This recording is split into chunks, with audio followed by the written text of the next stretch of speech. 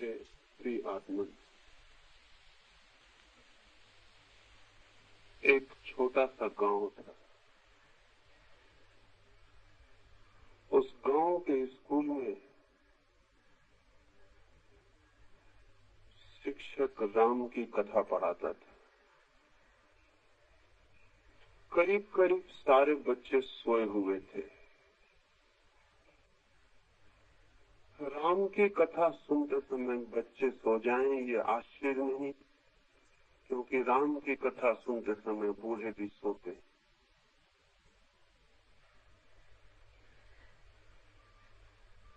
इतनी बार सुनी जा चुकी है जो बात, उसे जाग कर सुनने का कोई अर्थ भी नहीं रह जाता। बच्चे सोए थे और शिक्षक भी पढ़ा रहा था, लेकिन कोई भी उसे देखता तो कह सकता था वो भी सोया हुआ पढ़ाता है।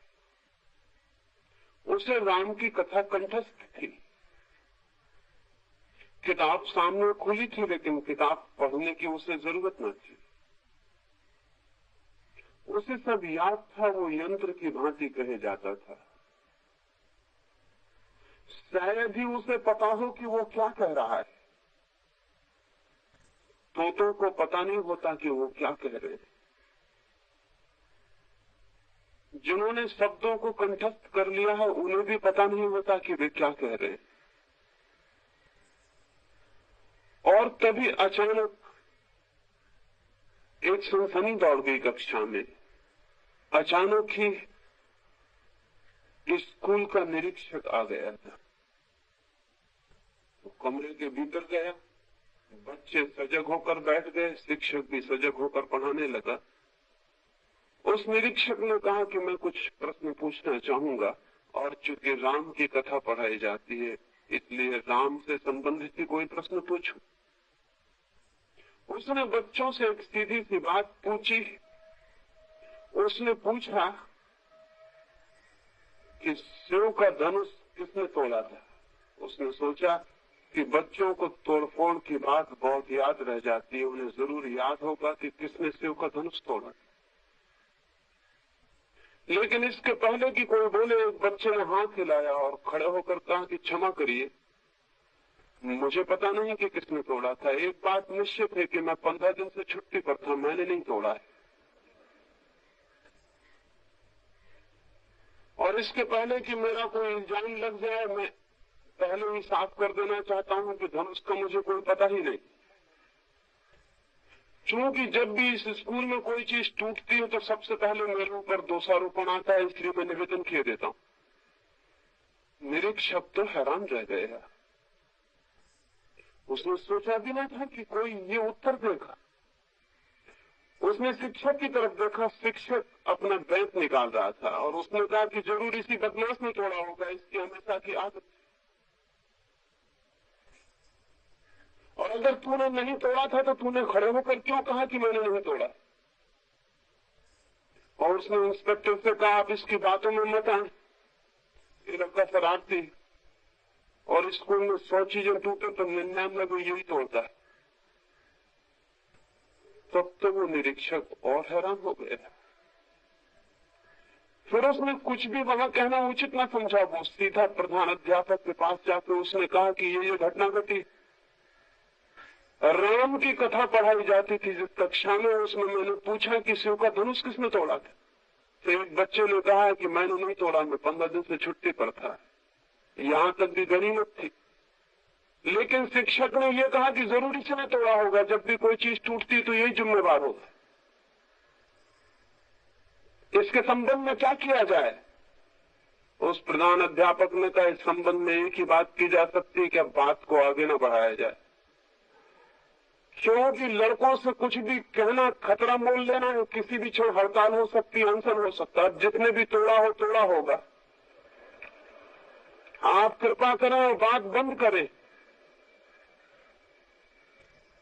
कोई 2 महीने से शांति चल रही स्कूल में, उसको भंग करने की कोशिश मत करें। न मालूम कितना फर्नीचर तोड़ डाला लड़कों ने, हम चुपचाप देखते रहते हैं। स्कूल की दीवारें टूट रही हैं, हम चुपचाप देखते रहते हैं, क्योंकि कुछ भी बोलना खतरनाक है। हड़ताल हो सकती है, अनशन हो सकती है। इसलिए चुपचाप देखने के सिवाय कोई मार्ग नहीं।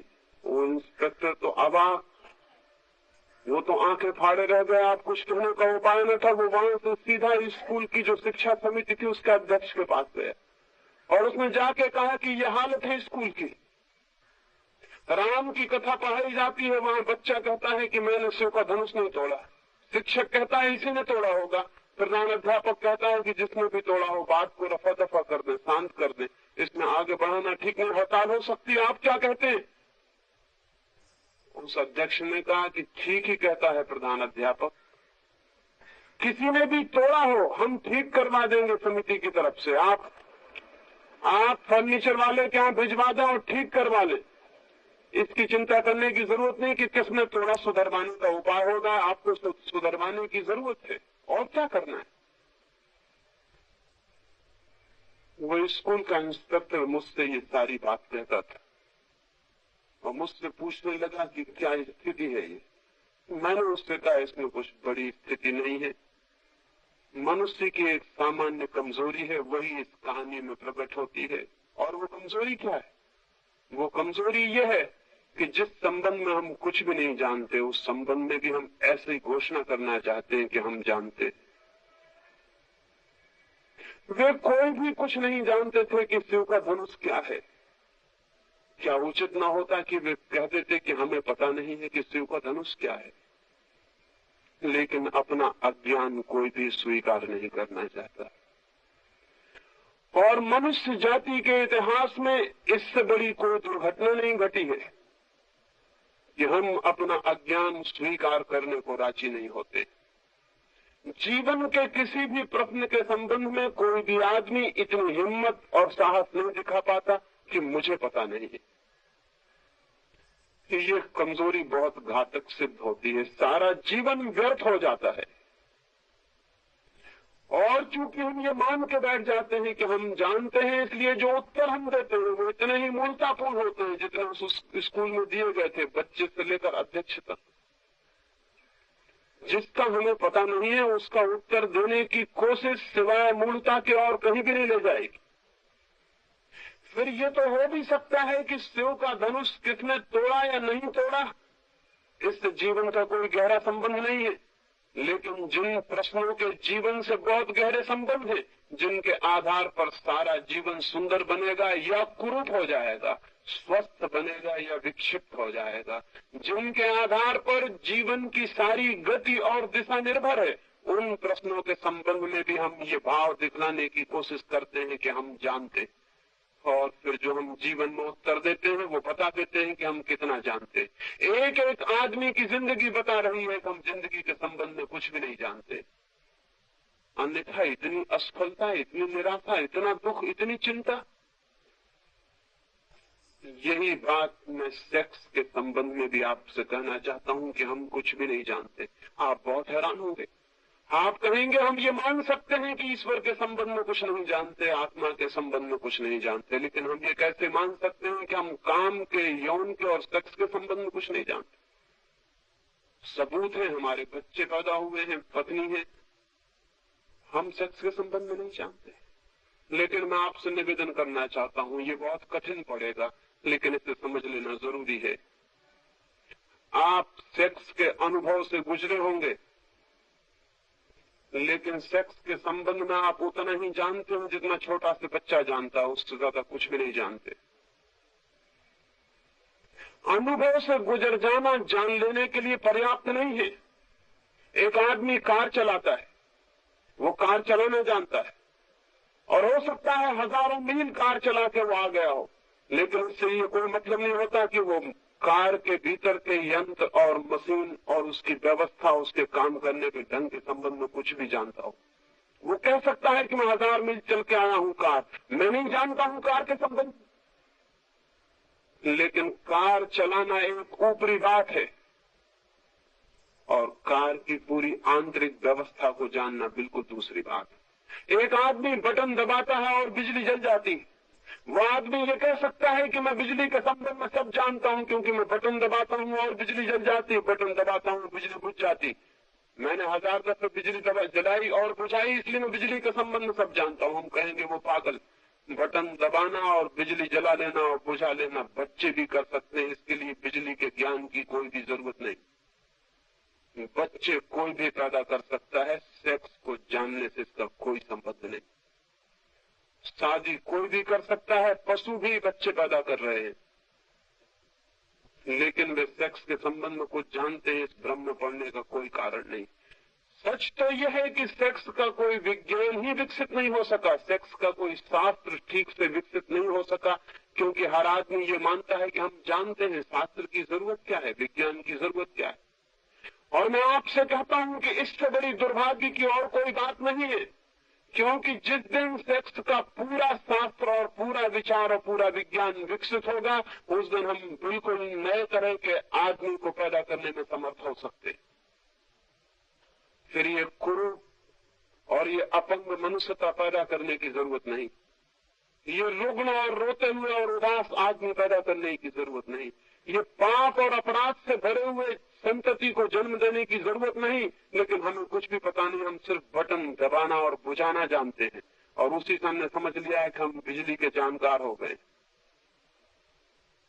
सेक्स के संबंध में पूरी जिंदगी बीत जाने के बाद भी आदमी इतना ही जानता है, बटन दबाना और बुझाना, इससे ज्यादा कुछ भी नहीं।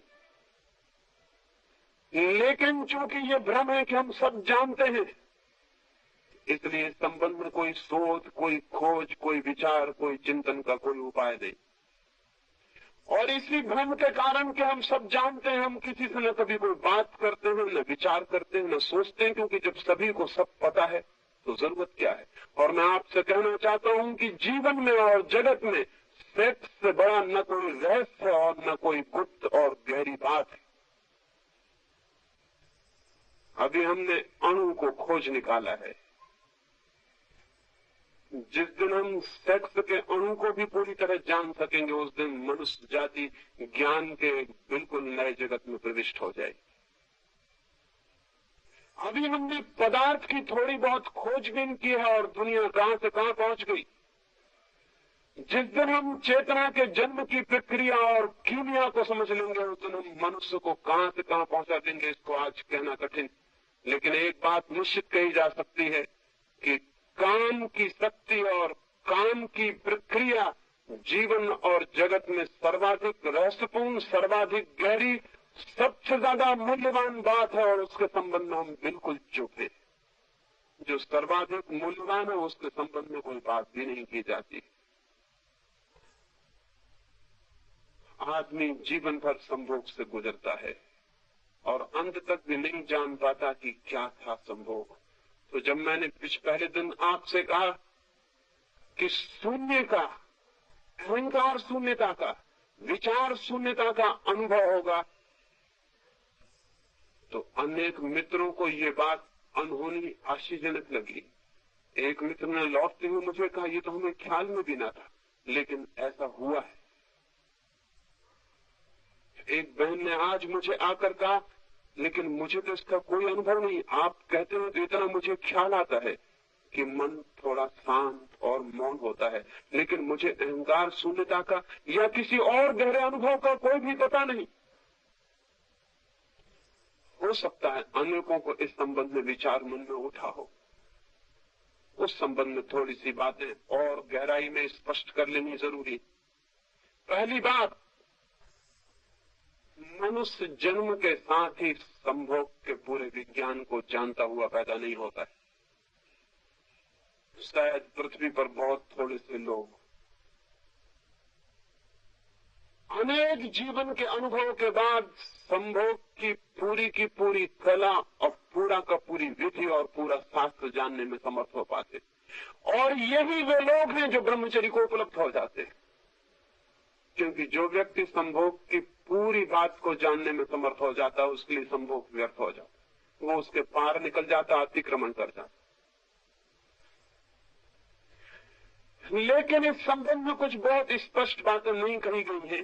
एक बात, पहली बात स्पष्ट कर लेनी जरूरी है, वो ये कि ये भ्रम छोड़ देना चाहिए कि हम पैदा हो गए हैं इसलिए हमें पता है क्या है काम, क्या है संभोग। नहीं, पता नहीं। और नहीं पता होने के कारण जीवन पूरे समय काम और सेक्स में उलझा रहता है और व्यतीत होता है। मैंने आपसे कहा पशुओं का बंधा हुआ समय है, उनकी ऋतु है, उनका मौसम है, आदमी का कोई बंधा हुआ समय नहीं। क्यों? पशु शायद मनुष्य से ज्यादा संभोग की गहराई में उतरने में समर्थ है और मनुष्य उतना भी समर्थ नहीं रह गया। जिन लोगों ने जीवन के इन तलों पर बहुत खोज की है और गहराइयों में गए हैं, और जिन लोगों ने जीवन के बहुत से अनुभव संग्रहित किए हैं, उनको ये जानना, ये सूत्र उपलब्ध हुआ है कि अगर संभोग 1 मिनट तक रुकेगा तो आदमी दूसरे दिन फिर संभोग के लिए लालायत हो जाएगा। अगर 3 मिनट तक रुक सके तो सप्ताह तक उसे सेक्स की हुई याद भी नहीं आएगी, और अगर 7 मिनट तक रुक सके तो 3 महीने तक के लिए सेक्स से इस तरह मुक्त हो जाएगा कि उसकी कल्पना में भी विचार प्रविष्ट नहीं होगा।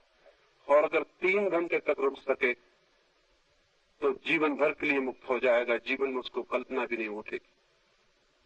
लेकिन सामान्यतः क्षण भर का अनुभव है मनुष्य का, 3 घंटे की कल्पना करनी भी मुश्किल है। लेकिन मैं आपसे कहता हूं 3 घंटे अगर संभोग की स्थिति में उस समाधि की दशा में व्यक्ति रुक जाए तो एक संभोग पूरे जीवन के लिए सेक्स से मुक्त करने के लिए पर्याप्त। इतनी तृप्ति पीछे छोड़ जाता है, इतना अनुभव, इतना बोध छोड़ जाता है कि जीवन भर के लिए पर्याप्त हो जाए। एक संभोग के बाद व्यक्ति ब्रह्मचर्य को उपलब्ध हो सकता है, लेकिन हम तो जीवन भर संभोग के बाद भी उपलब्ध नहीं होते। क्या है, बूढ़ा हो जाता है आदमी, मरने के करीब पहुंच जाता है और संभोग की कामना से मुक्त नहीं हो पाता। संभोग की कला और संभोग के साथ उसने समझा नहीं, और न कभी किसी ने समझाया है, न विचार किया है, न सोचा है, न बात की है। कोई संवाद भी नहीं हुआ जीवन में कि अनुभवी लोग उस पर संवाद करते और विचार करते। हम बिल्कुल पशुओं से भी बदतर हालत पर उस स्थिति में हैं।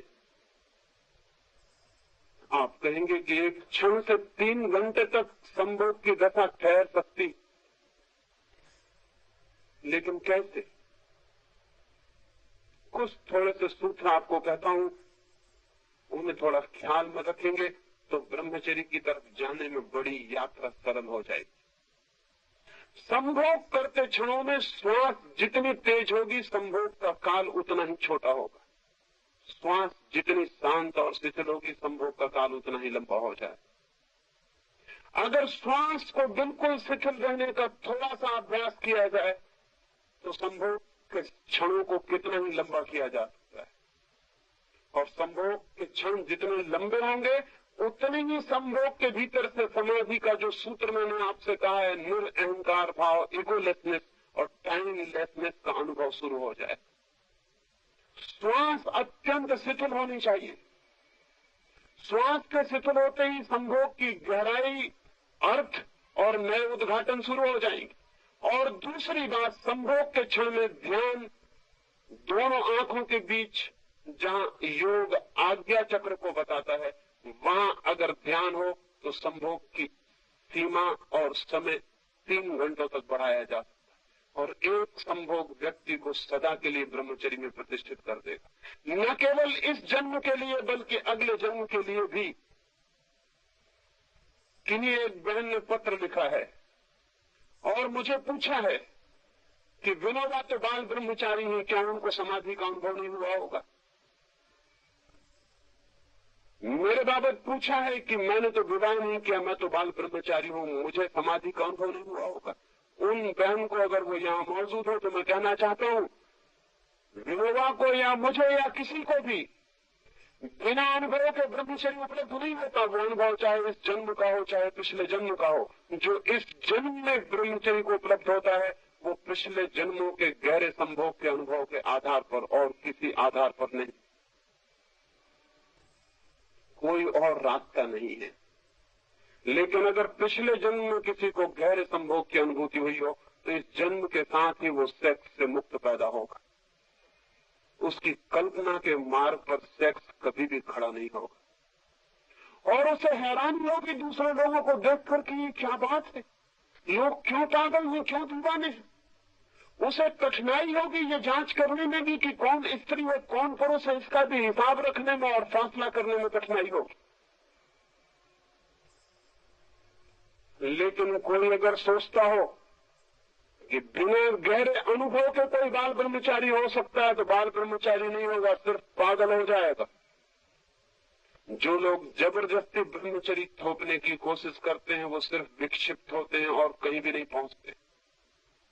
ब्रह्मचर्य थोपा नहीं जाता, वो अनुभव की निष्पत्ति है, वो किसी गहरे अनुभव का फल है।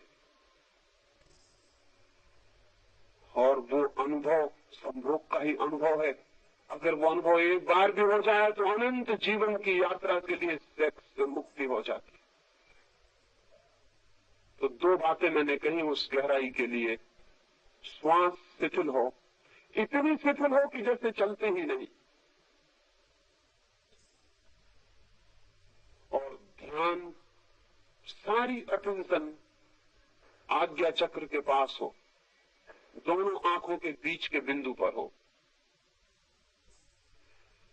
जितना ध्यान मस्तिष्क के पास होगा उतने ही संभोग की गहराई अपने आप बढ़ जाएगी, और जितनी श्वास शिथिल होगी उतनी लंबाई बढ़ जाएगी।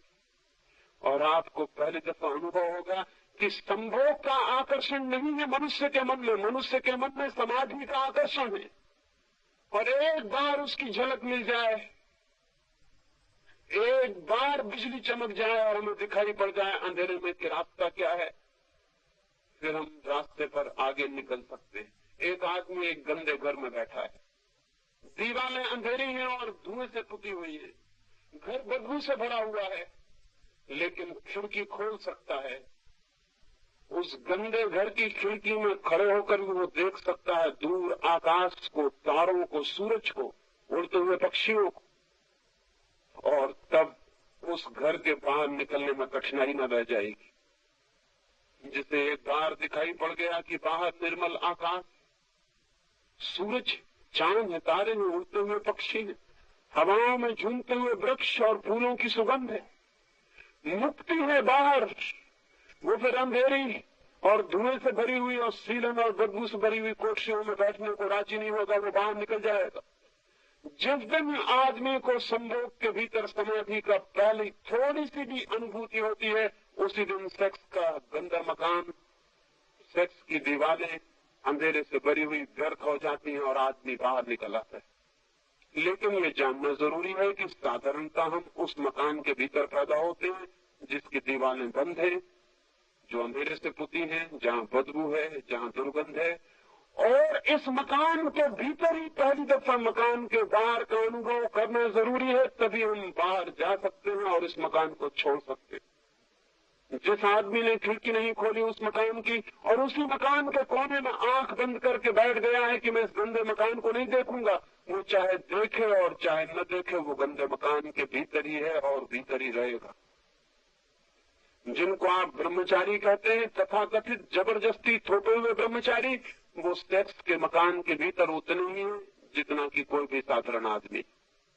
आंख बंद किए बैठे, आप आंख खोले बैठे, इतना ही फर्क है।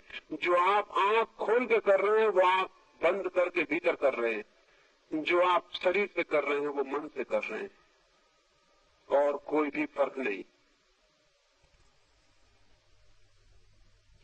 इसलिए मैं कहता हूं कि संभोग के प्रति दुर्भाव छोड़ दें, समझने की चेष्टा, प्रयोग करने की चेष्टा, और संभोग को एक पवित्रता की स्थिति दें।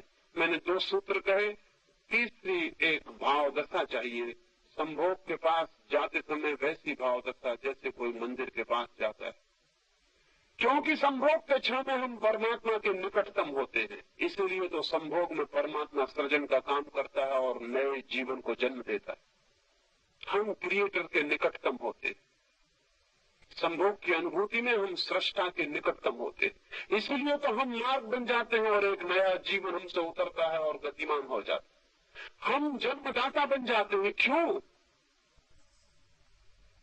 सृष्टा के निकटतम है वो स्थिति।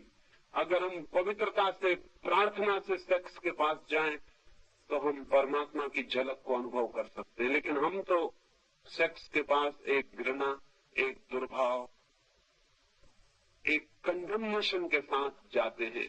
इसलिए दीवार खड़ी हो जाती है और परमात्मा का वहां कोई अनुभव नहीं हो पाता। सेक्स के पास ऐसे जाएं जैसे मंदिर के पास। पत्नी को ऐसा समझें जैसे कि वो प्रभु है, पति को ऐसे समझें जैसे कि वो परमात्मा है। और गंदगी में, क्रोध में, कठोरता में, द्वेष में, ईर्ष्या में, जलन में, चिंता के क्षणों में कभी भी सेक्स के पास न जाएं। होता उल्टा है। जितना आदमी चिंतित होता है, जितना परेशान होता है, जितना क्रोध से भरा होता है, जितना घबराया होता है, जितना एंग्विश में होता है, उतना ही ज्यादा वो सेक्स के पास जाता है। आनंदित आदमी सेक्स के पास नहीं जाता, दुखी आदमी सेक्स की तरफ जाता है, क्योंकि दुख को भुलाने के लिए उसको एक मौका दिखाई पड़ता है। लेकिन स्मरण रखें कि जब आप दुख में जाएंगे, चिंता में जाएंगे, उदास, हारे हुए, क्रोध में लड़े हुए जाएंगे, तब आप कभी भी सेक्स की उस गहरी अनुभूति को उपलब्ध नहीं कर पाएंगे जिसकी कि प्राणों में प्यास है। वो समाधि की झलक वहां नहीं मिलेगी। लेकिन यही उल्टा होता है। मेरी प्रार्थना है जब आनंद में हो, जब प्रेम में हो, जब प्रफुल्लित हो और जब प्राण प्रेयरफुल हो, जब ऐसा मालूम पड़े कि आज हृदय शांति से और आनंद से, कृतज्ञता से भरा हुआ है, तभी क्षण है संभोग के निकट जाने का। और वैसा व्यक्ति संभोग में समाधि को उपलब्ध होता है। और एक बार भी समाधि की किरण मिल जाए तो संभोग से सदा के लिए मुक्त हो जाता है और समाधि में गतिमान हो जाता है। स्त्री और पुरुष का मिलन एक बहुत गहरा अर्थ रखता है। स्त्री और पुरुष के मिलन में पहली बार अहंकार टूटता है और हम किसी से मिलते। मां के पेट से बच्चा निकलता है और दिन रात उसके प्राणों में एक ही बात लगी रहती है, जैसे कि हमने किसी वृक्ष को उखाड़ लिया जमीन से, तो उस पूरे वृक्ष के प्राण तड़पते हैं कि जमीन से कैसे वापस जुड़ जाए, क्योंकि जमीन से जुड़ा हुआ होकर ही उसे प्राण मिलता था, रस मिलता था, जीवन मिलता था, वाइटलिटी मिलती थी। जमीन से उखड़ गया तो उसकी सारी जड़ें चिल्लाएंगी कि मुझे जमीन में वापस भेज दो। उसका सारा प्राण चिल्लाएगा कि मुझे जमीन में वापस भेज दो। वो उखड़ गया, टूट गया, अपरूटेड हो गया। आदमी जैसे ही मां के पेट से बाहर निकलता अपरूटेड हो जाता है। वो सारे जीवन और जगत से एक अर्थ में टूट गया, अलग हो गया।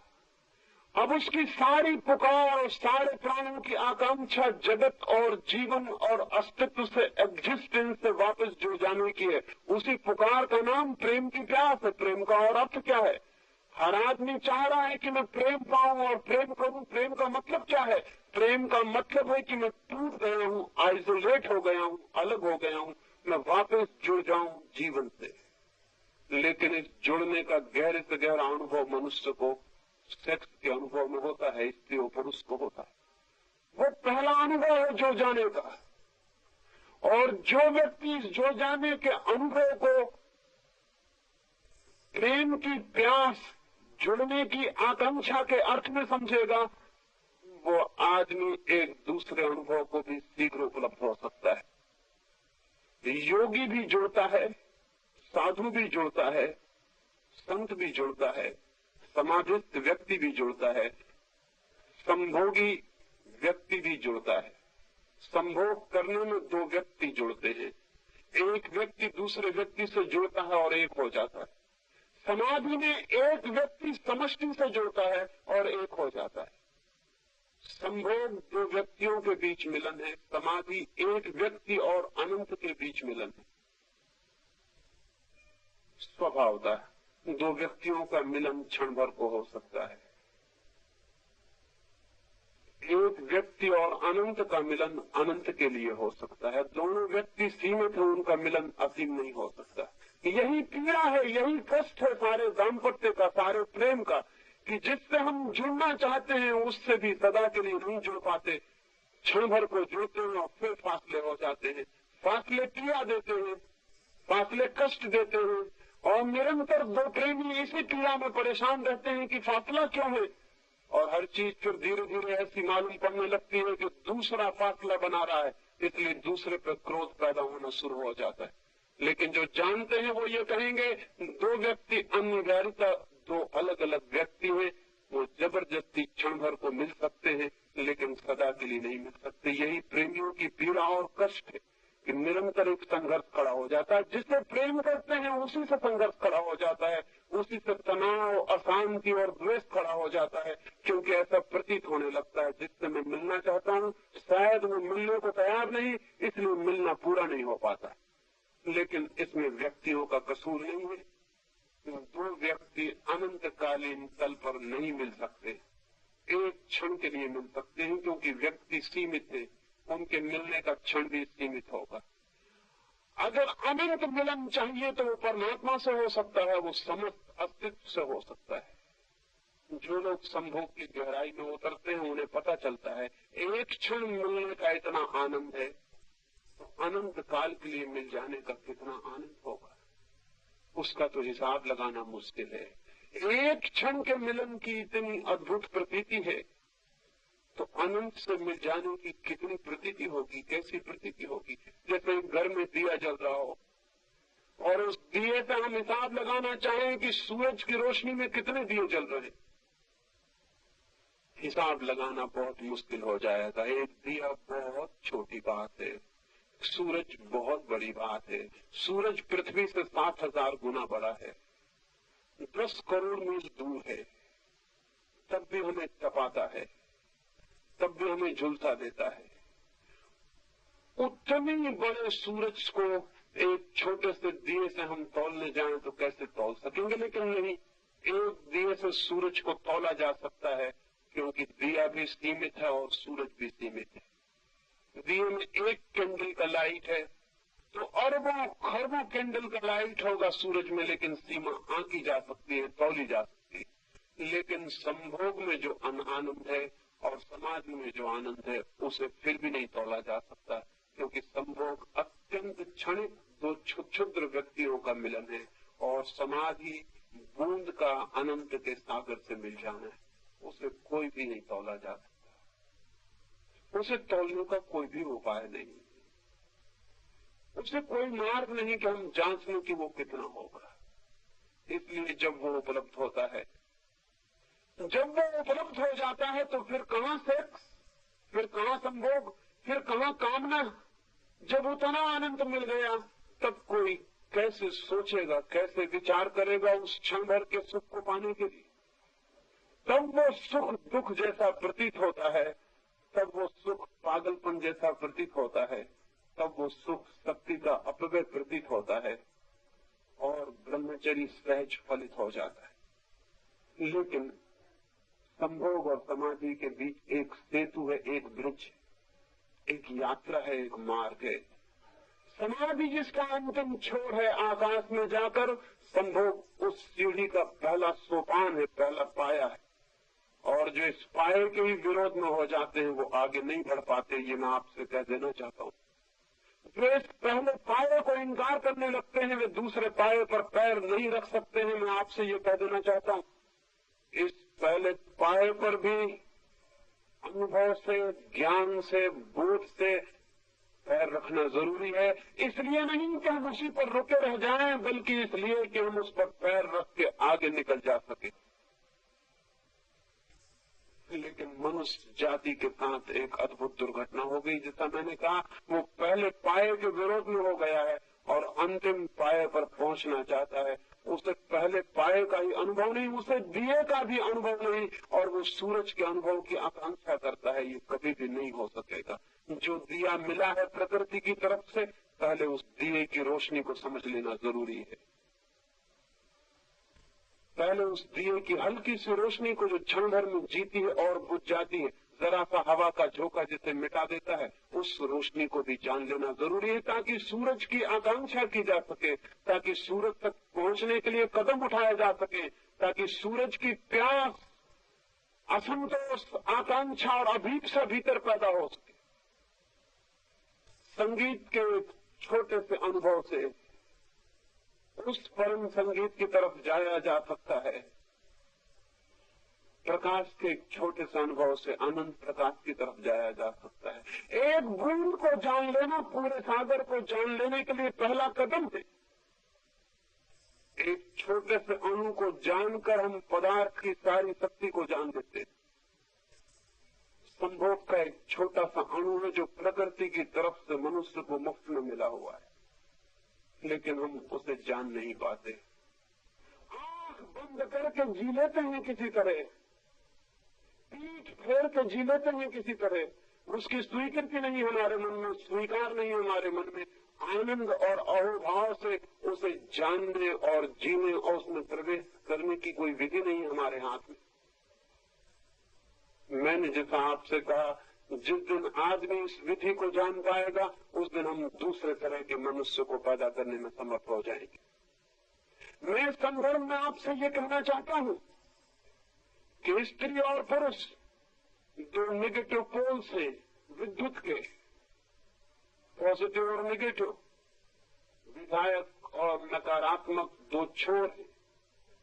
उन दोनों के मिलन से एक संगीत पैदा होता है, विद्युत का पूरा चक्र पैदा होता है।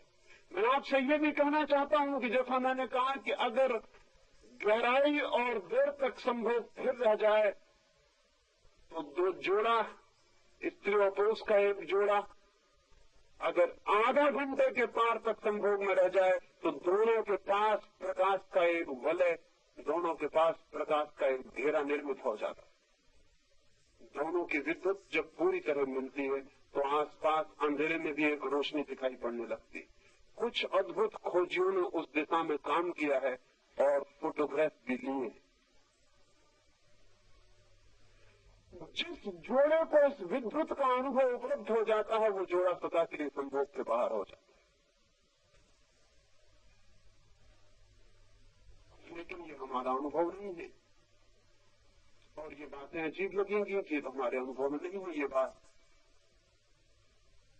अगर अनुभव में नहीं है तो उसका मतलब है कि आप फिर से सोचें, फिर से देखें और जिंदगी को, कम से कम सेक्स की जिंदगी को काखा गा से फिर से शुरू करें, समझने के लिए, बोधपूर्वक जीने के लिए। मेरी अपनी अनुभूति ये है, मेरा अपनी धारणा ये है कि महावीर या बुद्ध या क्राइस्ट और कृष्ण आकस्मिक रूप से पैदा नहीं हो जाते। ये उन दो व्यक्तियों के परिपूर्ण मिलन का परिणाम है। मिलन जितना गहरा होगा, जो संतति पैदा होगी वो उतनी ही अद्भुत होगी। मिलन जितना अधूरा होगा, जो संतति पैदा होगी वो उतनी ही कचरा और दलित होगी। आज सारी दुनिया में मनुष्यता का स्तर रोज नीचे चला जा रहा है। लोग कहते हैं कि नीति बिगड़ गई इसलिए स्तर नीचे जा रहा है। लोग कहते हैं कि कलयुग आ गया इसलिए स्तर नीचे जा रहा है। गलत, बेकार की और फिजूल की बातें कहते हैं। सिर्फ एक फर्क पड़ा है, मनुष्य के संभोग का स्तर नीचे उतर गया है। मनुष्य के संभोग ने पवित्रता खो दी, मनुष्य के संभोग ने वैज्ञानिकता खो दी, सरलता और प्राकृतिकता खो दी। मनुष्य का संभोग जबरदस्ती एक नाइटमेयर, एक दुखद स्वप्न जैसा हो गया है। मनुष्य के संभोग ने एक हिंसात्मक स्थिति ले ली है। वो एक प्रेमपूर्ण कृत्य नहीं है, वो एक पवित्र और शांत कृत्य नहीं है, वो एक ध्यानपूर्ण कृत्य नहीं है। इसलिए मनुष्य नीचे उतरता चला जाएगा। एक कलाकार कुछ चीज बनाता हो, कोई मूर्ति बनाता हो और कलाकार नशे में हो तो आप आशा करते हैं कोई सुंदर मूर्ति बन पाएगी। एक नृत्यकार नाच रहा हो, क्रोध से भरा हो, अशांत हो, चिंतित हो तो आप आशा करते हैं कि नृत्य सुंदर हो सकेगा। हम जो भी करते हैं वो हम किस स्थिति में इस पर निर्भर होता है। और सबसे ज्यादा उपेक्षित, निग्लेक्टेड सेक्स है, संभोग है। और बड़े आश्चर्य की बात है, उसी संभोग से जीवन की सारी यात्रा चलती है। नए बच्चे, नई आत्माएं जगत में प्रवेश करती। शायद आपको पता ना हो, संभोग एक सिचुएशन है जिसमें एक आकाश में उड़ती हुई आत्मा अपने योग्य स्थिति को समझ के प्रविष्ट होती। आप सिर्फ एक अवसर पैदा करते हैं। आप बच्चे के जन्मदाता नहीं है, सिर्फ एक अवसर पैदा करते हैं। वो अवसर जिस आत्मा के लिए जरूरी, उपयोगी, सार्थक मालूम होता है, वो आत्मा प्रविष्ट होती है। अगर आपने एक रुग्ण अवसर पैदा किया है, अगर आपने क्रोध में, दुख में, पीड़ा में और चिंता में आप हैं, तो जो आत्मा अवतरित होगी वो आत्मा इसी तल की हो सकती है, इससे ऊंचे तल की नहीं हो सकती। श्रेष्ठ आत्माओं के पुकार के लिए श्रेष्ठ संभोग का अवसर और सुविधा चाहिए, तो श्रेष्ठ आत्माएं जन्मती हैं और जीवन ऊपर उठता है। इसलिए मैंने कहा कि जिस दिन आदमी संभोग के पूरे शास्त्र में निष्णात होगा, जिस दिन हम छोटे छोटे बच्चों से लेकर सारे जगत को उस कला और विज्ञान के संबंध में सारी बात कह सकेंगे और समझा सकेंगे, उस दिन हम बिल्कुल नए मनुष्य को, जिसे नीचे सुपरमैन कहता था, जिसे अरविंद अतिमानव कहते थे, जिसको महान आत्मा कहा जा सके, वैसा बच्चा, वैसी संतति, वैसा जगत निर्मित किया जा सकता है। और जब तक हम ऐसा जगत निर्मित नहीं कर लेते हैं, तब तक न शांति हो सकती है विश्व में, न युद्ध रुक सकते हैं, न घृणा रुकेगी, न अनीति रुकेगी, न दुष्चरित्रता रुकेगी, न व्यभिचार रुकेगा, न जीवन का यह अंधकार रुकेगा। लाख राजनीतिक चिल्लाते रहे, मत फिक्र करें, 5 मिनट के पानी गिरने से कोई फर्क नहीं पड़ेगा। बंद कर ले छाते, क्योंकि दूसरे लोगों के पास छाते नहीं है। ये बहुत अधार्मिक होगा कि कुछ लोग छाता खोल, उसे बंद कर ले। सबके पास छाते होते तो ठीक था, और लोगों के पास नहीं, और आप खोल के बैठेंगे तो कैसा बेहुदा होगा, कैसा असंतुष्ट होगा। उसको बंद कर ले। मैं जरूर, मेरे ऊपर छप्पर है, तो जितनी देर आप पानी में बैठे रहेंगे, मीटिंग के बाद उतनी देर में पानी में खड़ा हो जाऊंगा।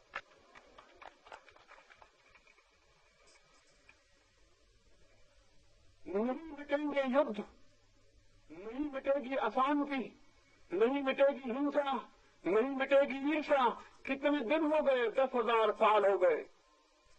मनुष्य जाति के पैगंबर, तीर्थंकर, अवतार समझा रहे हैं कि मत लड़ो, मत करो हिंसा, मत करो क्रोध, लेकिन किसी ने कभी नहीं सुना। जिन्होंने हमें समझाया कि मत करो हिंसा, मत करो क्रोध, उनको हमने सूली पर लटका दिया। ये उनकी शिक्षा का फल हुआ। गांधी हमें समझाते थे कि प्रेम करो, एक हो जाओ, हमने गोली मार दी। ये उनकी शिक्षा का फल हुआ। दुनिया के सारे मनुष्य, सारे महापुरुष हार गए हैं, ये समझ लेना चाहिए, असफल हो चुके हैं। आज तक की कोई भी मूल्य जीत नहीं सका, सब मूल्य हार गए, सब मूल्य असफल हो गए। बड़े से बड़े पुकारने वाले लोग, भले से भले लोग भी हार गए और समाप्त हो गए, और आदमी रोज अंधेरे और नरक में जब चला जाता रहा है। क्या इससे ये पता नहीं चलता कि हमारी शिक्षाओं में कहीं कोई बुनियादी भूल है? अशांत आदमी इसलिए अशांत है कि वह अशांति में जन्मता है, उसके पास अशांति के कीटाणु है, उसके प्राणों की गहराई में अशांति का रोग है। जन्म के पहले दिन वो अशांति को, दुख और पीड़ा को लेकर पैदा हुआ। जन्म के पहले क्षण में ही उसके जीवन का सारा स्वरूप निर्मित हो गया। इसलिए बुद्ध हार जाएंगे, महावीर हारेंगे, कृष्ण हारेंगे, क्राइस्ट हारेंगे, हार चुके हैं।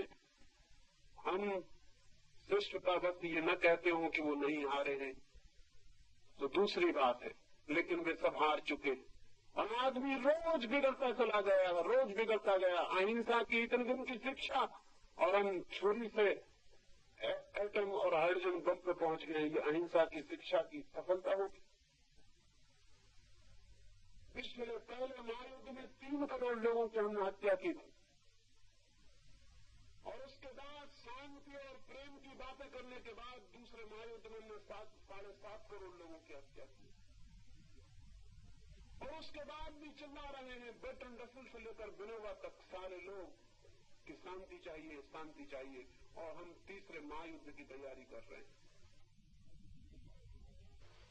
और तीसरा महायुद्ध दूसरे महायुद्ध का बच्चों का खेल बना देगा। आइंस्टीन से किसी ने पूछा था कि तीसरे महायुद्ध में क्या होगा। आइंस्टीन ने कहा कि तीसरे के बाबत कुछ भी नहीं कहा जा सकता, लेकिन चौथे के संबंध में मैं कुछ कह सकता हूँ। पूछने वालों ने कहा, आश्चर्य, आप तीसरे के संबंध में नहीं कह सकते तो चौथे के संबंध में क्या कहेंगे? आइंस्टीन ने कहा, चौथे के संबंध में एक बात निश्चित है कि चौथा महायुद्ध कभी नहीं होगा, क्योंकि तीसरे के बाद किसी आदमी के बचने की कोई उम्मीद नहीं। ये मनुष्य की सारी नैतिक और धार्मिक शिक्षा का फल है। मैं आपसे कहना चाहता हूँ इसकी बुनियादी वजह दूसरी है। जब तक हम मनुष्य के संभोग को सुव्यवस्थित, मनुष्य के संभोग को आध्यात्मिक, जब तक हम मनुष्य के संभोग को समाधि का द्वार बनाने में सफल नहीं होते, तब तक अच्छी मनुष्यता पैदा नहीं हो सकती है। रोज बदतर से बदतर मनुष्यता पैदा होगी, क्योंकि आज के बदतर बच्चे कल संभोग करेंगे और अपने से बदतर लोगों को जन्म दे जाएंगे। हर पीढ़ी नीचे उतरती चली जाएगी, ये बिल्कुल ही निश्चित है। इसकी प्रोफेसी की जा सकती है, इसकी भविष्यवाणी की जा सकती है। और अब तुम उस जगह पहुंच गए हैं कि शायद और पतन की गुंजाइश नहीं है। करीब करीब सारी दुनिया एक मैड हाउस, एक पागलखाना हो गई। अमेरिका के मनोवैज्ञानिकों ने हिसाब लगाया है कि न्यूयॉर्क जैसे नगर में केवल 18% लोग मानसिक रूप से स्वस्थ रहे जा सकते हैं। 18% लोग मानसिक रूप से स्वस्थ हैं, तो 82% लोगों की क्या हालत है? 82% लोग करीब करीब विक्षिप्त होने की हालत में। आप कभी अपने संबंध में कोने में बैठ के विचार करना, तो आपको पता चलेगा कि पागलपन कितना है भीतर। किसी तरह दबाए हैं पागलपन को, किसी तरह संभल के चले जा रहे हैं, वो बात दूसरी। जरा सा कोई धक्का दे दे और कोई भी आदमी पागल हो सकता है। ये संभावना है कि 100 वर्ष के भीतर सारी मनुष्यता एक पागल घर बन जाए, सारे लोग करीब करीब पागल हो जाएं। फिर हमें एक फायदा होगा कि पागलों के इलाज की कोई जरूरत न रहेगी। एक फायदा होगा कि पागलों के चिकित्सक नहीं होंगे। एक फायदा होगा कि कोई अनुभव नहीं करेगा कि कोई पागल है, क्योंकि पागल का पहला लक्षण ये है कि वो कभी नहीं मानता कि मैं पागल। इतना ही फायदा होगा, लेकिन ये रुग्णता बढ़ती चली जाती है। ये रोग, ये अस्वास्थ्य, ये मानसिक चिंता और मानसिक अंधकार बढ़ता चला जाता है। क्या मैं आपसे कहूं कि सेक्स को स्पिरिचुअलाइज किए बिना, संभोग को आध्यात्मिक बनाए बिना कोई नई मनुष्यता पैदा नहीं हो सकती। इन 3 दिनों में यही थोड़ी सी बातें मैंने आपसे कही। निश्चित ही एक नए मनुष्य को जन्म देना है। मनुष्य के प्राण आतुर हैं ऊंचाइयों को छूने के लिए, आकाश में उड़ जाने के लिए, चांद तारों जैसे रोशन होने के लिए, फूलों जैसे खिल जाने के लिए, नृत्य के लिए, संगीत के लिए। आदमी की आत्मा रोती है और प्यासी है, और आदमी कोनों के बैल की तरह एक चक्कर में घूमता है और उसी में समाप्त हो जाता है, चक्कर के बाहर नहीं उठ पाता है। क्या है कारण? कारण एक ही है, मनुष्य की जनन की प्रक्रिया बेहूदी है, एब्सर्ड है। मनुष्य के पैदा होने की विधि पागलपन से भरी हुई है। मनुष्य के संभोग को हम द्वार नहीं बना सके समाधि का, इसलिए मनुष्य का संभोग समाधि का द्वार बन सकता है। इन 3 दिनों में इसी छोटे से मंत्र पर मैंने सारी बातें कही, और अंत में एक बात दोहरा दूं और आज की चर्चा मैं पूरी करूं। मैं ये कह देना चाहता हूं कि जीवन के सत्यों से आंखें चुराने वाले लोग मनुष्य के शत्रु हैं। जो आपसे कहे कि संभोग और सेक्स की बात विचार भी नहीं करनी चाहिए, वो आदमी मनुष्य का दुश्मन है, क्योंकि ऐसे ही दुश्मनों ने हमें सोचने नहीं दिया। अन्यथा ये कैसे संभव था कि हम आज तक वैज्ञानिक दृष्टि न खोज लेते और जीवन को नया करने का प्रयोग न खोज लेते। जो आपसे कहे कि सेक्स का धर्म से कोई संबंध नहीं है, वो आदमी 100% गलत बात कहता है, क्योंकि सेक्स की ऊर्जा ही परिवर्तित और रूपांतरित होकर धर्म के जगत में प्रवेश पाती। वीर की शक्ति ही ऊर्ध्वस्वी होकर मनुष्य को उन लोगों में ले जाती है जिनका हमें कोई भी पता नहीं, जहां कोई मृत्यु नहीं है, जहां कोई दुख नहीं है, जहां आनंद के अतिरिक्त और कोई अस्तित्व नहीं है। उस सत्यचित आनंद में ले जाने वाली शक्ति और ऊर्जा किसके पास है और कहां है? हम उसे व्यय कर रहे हैं। हम उन पात्रों की तरह हैं जिनमें छेद हैं, जिन्हें हम कुओं में डालते हैं खींचने के लिए। ऊपर तक पात्र तो आ जाता है, शोरगुल भी बीच में बहुत होता है और पानी गिरता है और लगता है कि पानी आता होगा, लेकिन पानी सब बीच में गिर जाता है, खाली पात्र हाथ में वापस आ जाते। हम उन नावों की तरह हैं जिनमें छेद हैं। हम नावों को खेते हैं सिर्फ डूबने के लिए। नावें किसी किनारे पर नहीं पहुंचा पाती, सिर्फ मझधार में डुबा देती हैं और नष्ट कर देती। और ये सारे छिद्र मनुष्य की सेक्स ऊर्जा के गलत मार्गों से प्रवाहित और बह जाने के कारण, और उन गलत मार्गों पर बहलाने वाले लोग वे नहीं है जिन्होंने नंगी तस्वीरें लटकाई हैं, वे नहीं है जिन्होंने नंगे उपन्यास लिखे हैं, वे नहीं है जो नंगी फिल्में बना रहे हैं। मनुष्य की ऊर्जा को विकृत करने वाले वे लोग हैं जिन्होंने मनुष्य को सेक्स के सत्य से परिचित होने में बाधा दी। और यही लोगों के कारण ये नंगी तस्वीरें बिक रही हैं, नंगी फिल्में बिक रही हैं। लोग नंगे फिल्मों को ईजाद कर रहे हैं और गंदगी के नए नए और बेहूदगी के नए नए रास्ते निकाल रहे हैं। किनके कारण? ये उनके कारण जिनको हम साधु और सन्यासी कहते। उनने इनके बाजार का रास्ता तैयार किया है। अगर गौर से हम देखें तो वो इनके विज्ञापनदाता हैं, वो इनके एजेंट हैं।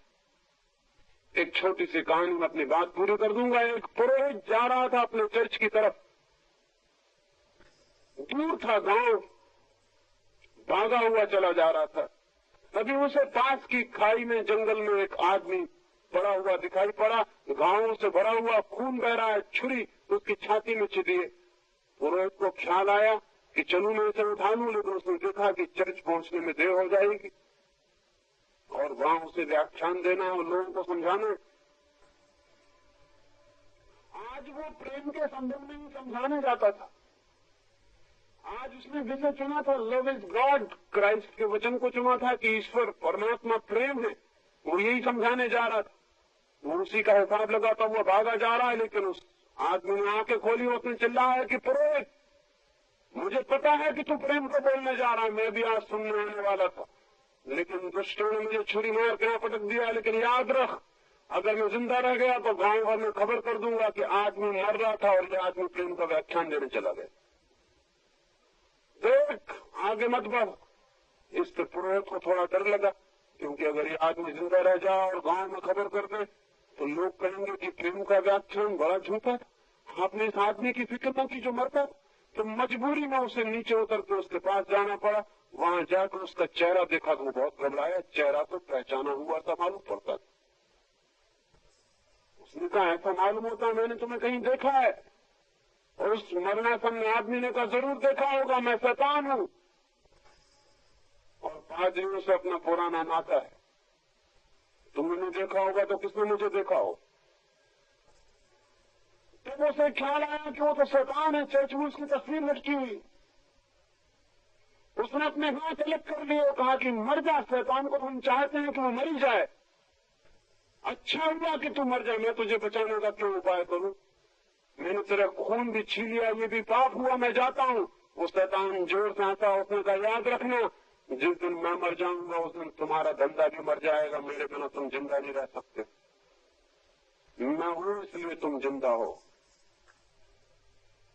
मैं तुम्हारे धंधे का आधार हूं। मुझे बचाने की कोशिश करो, नहीं तो जिस दिन शैतान मर जाएगा उसी दिन पुरोहित, पंडा, पुजारी सब मर जाएगा, क्योंकि दुनिया अच्छी हो जाएगी। पंडे, पुजारी, पुरोहित की कोई जरूरत नहीं रह जाएगी। पुरोहित ने सोचा और घबराया कि तो बहुत बेसिक, बहुत बुनियादी बात कह रहा है। बात उसने उसे तत्काल कंधे पर उठा लिया और कहा, प्यारे शैतान, घबराओ मत, मैं ले चलता हूँ अस्पताल, तुम्हारा इलाज करवाऊंगा, तुम जल्दी ठीक हो जाओगे। लेकिन देखो, मर मत जाना। तुम ठीक कहते हो, तुम मर गए तो हम बिल्कुल बेकार हो जाने वाले। हमें ख्याल भी नहीं आ सकता कि पुरोहित के धंधे के पीछे शैतान है। हमें यह भी ख्याल नहीं आ सकता कि शैतान के धंधे के पीछे पुरोहित है। ये जो शैतान का धंधा चल रहा है, सेक्स का शोषण चल रहा है सारी दुनिया में, हर चीज के पीछे सेक्स का शोषण चल रहा है। हमें ख्याल भी नहीं आ सकता कि पुरोहित का हाथ है इसके पीछे। पुरोहित ने जितनी निंदा की है, सेक्स उतना आकर्षक हो गया है। फिर उसने जितने दमन के लिए कहा है, आदमी उतना भोग में गिर गया है। पुरोहित ने जितना इनकार किया कि सेक्स के संबंध में सोचना ही मत, सेक्स उतनी अनजान पहेली हो गई। और हम उसके संबंध में कुछ भी करने में असमर्थ हो गए। नहीं, ज्ञान चाहिए, ज्ञान शक्ति है, और सेक्स का ज्ञान बड़ी शक्ति बन सकता है। अज्ञान में जीना हितकर नहीं है, और सेक्स के अज्ञान में जीना तो बिल्कुल हितकर नहीं है। ये भी हो सकता है कि हम न जाएं चांद पर, कोई जरूरत नहीं है चांद पर जाने की, चांद को जान लेने से कोई मनुष्य जाति का बहुत हित नहीं हो जाएगा। ये भी जरूरी नहीं है कि हम पैसिफिक सागर की गहराइयों में उतरे 5 मील, जहाँ की सूरज की रोशनी भी नहीं पहुंचती, उसको जान लेने से भी मनुष्य जाति का कोई बहुत परम मंगल हो जाने वाला नहीं। ये भी जरूरी नहीं है कि हम एटम को तोड़ें और पहचानें, लेकिन एक बात बिल्कुल जरूरी है, सबसे ज्यादा जरूरी, अल्टीमेट कंसर्न की है, और वो ये है कि हम मनुष्य के सेक्स को ठीक से जान लें और समझ लें, ताकि नए मनुष्य को जन्म देने में सफल हो सके। ये थोड़ी सी बातें 3 दिन में मैंने आपसे कही। कल आपके प्रश्नों के उत्तर दूंगा, और क्योंकि कल का दिन खाली छूट गया, कुछ मित्र आए और भीग के लौट गए, तो मेरे ऊपर उनका ऋण हो गया है। तो कल मैं 2 घंटे उत्तर दे दूंगा, ताकि आपको कोई अड़चन और तकलीफ न हो। अपने प्रश्न आप लिख के दे देंगे ईमानदारी से, क्योंकि ये मामला ऐसा नहीं है कि आप परमात्मा आत्मा के संबंध में जिस तरह की बातें पूछते हैं वो यहाँ पूछे। ये मामला जिंदगी का है, और सीधे और सच्चे अगर आपने प्रश्न पूछे तो हम इन विषयों की और गहराई में भी उतरने में समर्थ हो सकते हैं। मेरी बातों को इतने प्रेम से सुना, उसके लिए अनुग्रहित हूँ, और अंत में सबके भीतर बैठे परमात्मा को प्रणाम करता हूँ। मेरे प्रणाम से